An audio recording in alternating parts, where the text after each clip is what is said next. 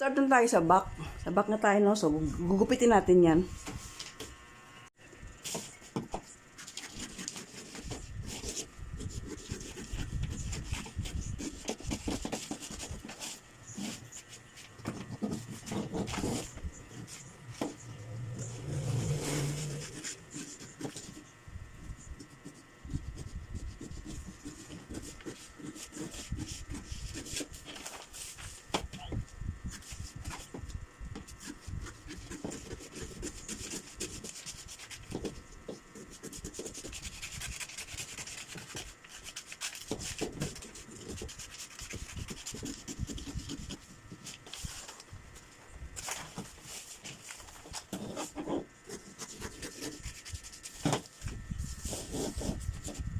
Ayan, dapat eskwalado dun.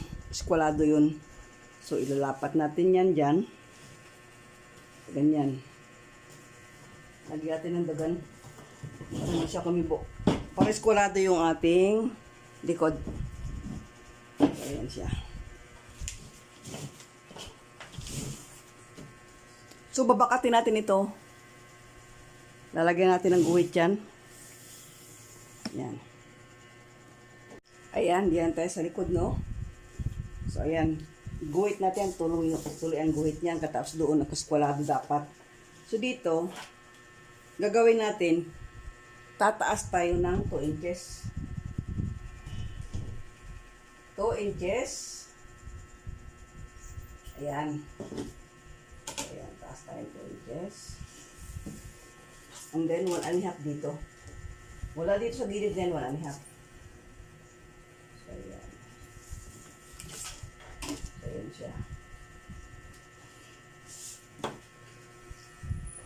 So ito, yan, i-connect mo dito.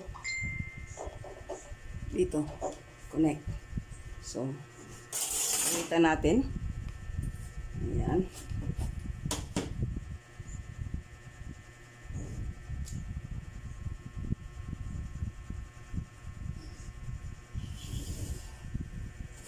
So, ayan na siya.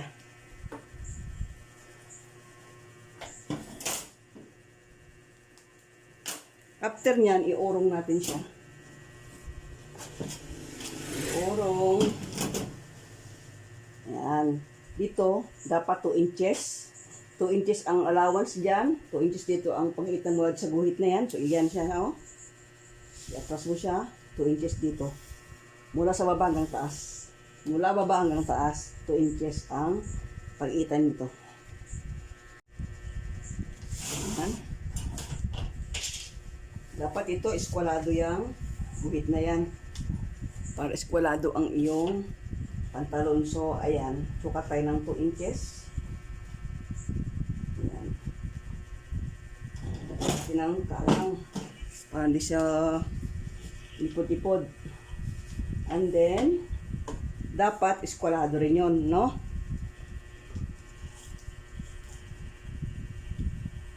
Ayan. Then, dito rin sa taas.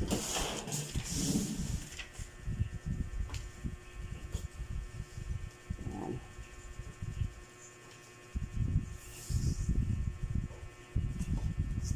Yun. Diba?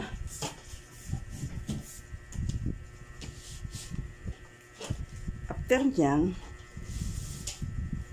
gugupitin natin siya doon, hanggang doon. Ayan.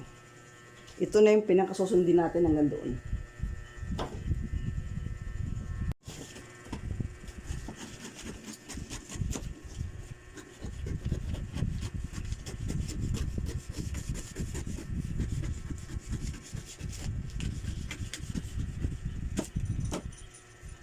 Din dito, dapat dito 1 cm o half inch pasyalo pa ganun siya.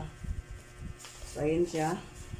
Atin siyang lalagyan ng hugis dito. Kailangan meron tayong ito. Huwag nating susundin ito.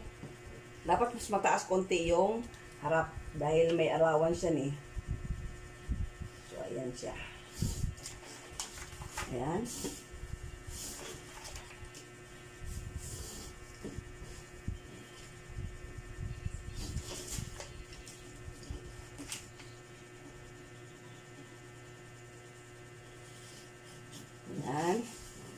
Until pa ganun na. So, yan yung likod. No?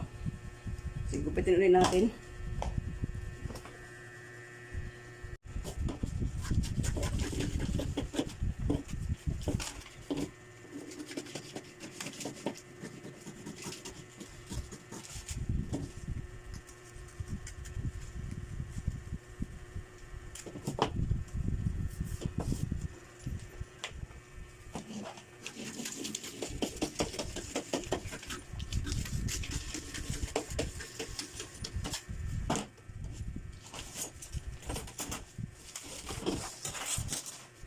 So, ayan na siya. So, ito yung front, ito yung back. No? So, kukunin mo lang yung gitna nito. Gitna nito. Ayan, 10 and a half. So, 5 and 1/4. And then, 2 cm. Ayan. Katapos, 3 and a half. Or 3. Ayan. Yan yung pinaka binas niya. Pinaka-tax niya. Ayan. Diyan ka lang magbubulsa. Ang bulsa mo ay 2 and a half. Ayan.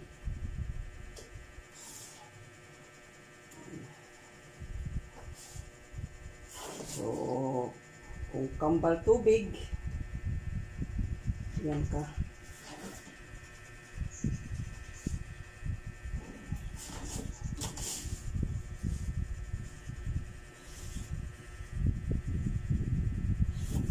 So, ayan.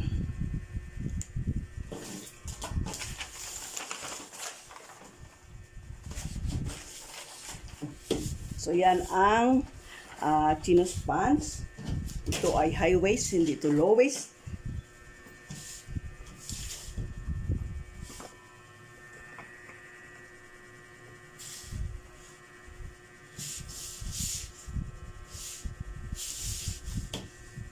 Tayo ng pocket bag, yung bag ng ating likod.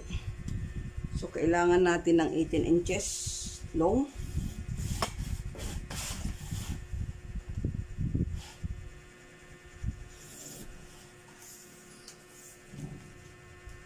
Ayan, 18 inches long.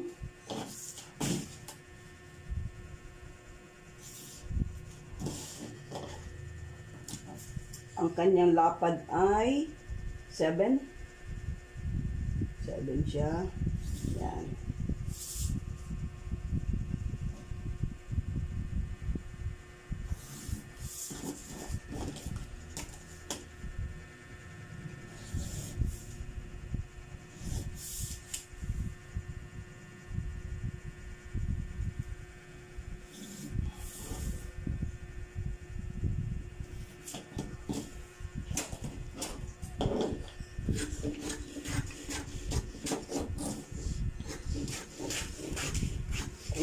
Double welt pocket or a single welt pocket, ang haba ng pocket bag ay pareho lang, no? So ang lapad ng bulsa natin ay 5 inches. So yung ating itong pocket bag natin ay 7 inches ang lapad. So kasi kung papasada pa natin, irelinsya natin o anong tawag ito, ibalik rin natin, meron pa tayong gugupitin, alisin natin 1/4. So, magiging ano lang siya. Matatanggal ang half inch. So, 2 piraso yan. 2 pieces. Katapos, yung panlabi natin, kailangan gupit tayo ng pareho lang. Pareho lang siyang 7 inches. Pero, yung isa ay 4 inches. So, 4 inches. Ito yung pinaka-welt pocket natin. Gagawin natin welt pocket. Ayan.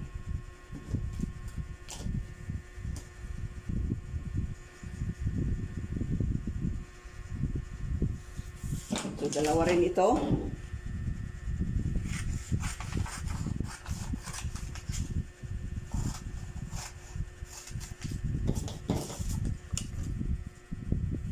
And then, abangan nyo yung aking tutorial paggawa ng 2 pieces din yan.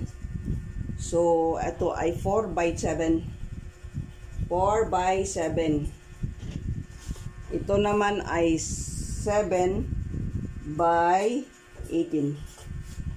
So, 2 pieces, and then, yung pinakakuha natin sa loob, ilalagay natin dun sa pocket bag natin. Nakapariyo ang tela nito ay ganoon din, 7 inches. 7 inches din siya. Tapos, makikita nyo, magugupit din tayo doon. So, yung aking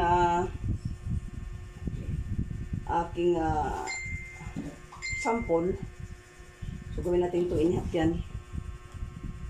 2.5. Ito yung sa loob.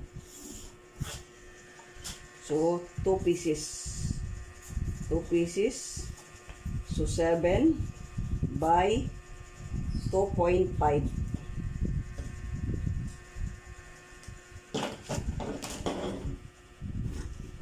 Ito ay sa pocket bag. Ito naman yung welt pack. Gagawin natin welt packet. Single or double. Yan yung sukat niya. So, ayan. Tapos na tayo.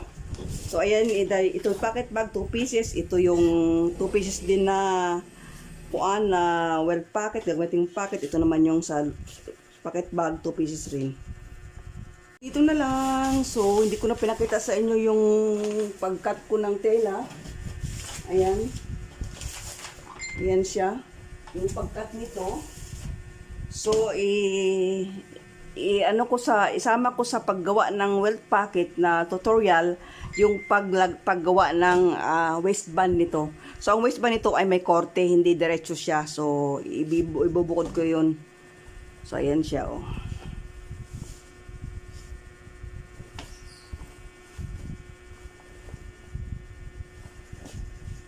For now, kung kayo bago pa lang sa aking channel, subscribe and hit the bell button so marami kayong matututunan. Ibabahagi ko sa inyo ang kagandahan nito yung ginawa ko. Yun ang binabahagi ko, hindi yung kumukuha ng picture ng iba, kundi ito yung ginawa ko, yun ang i-share ko sa inyo kung papaano.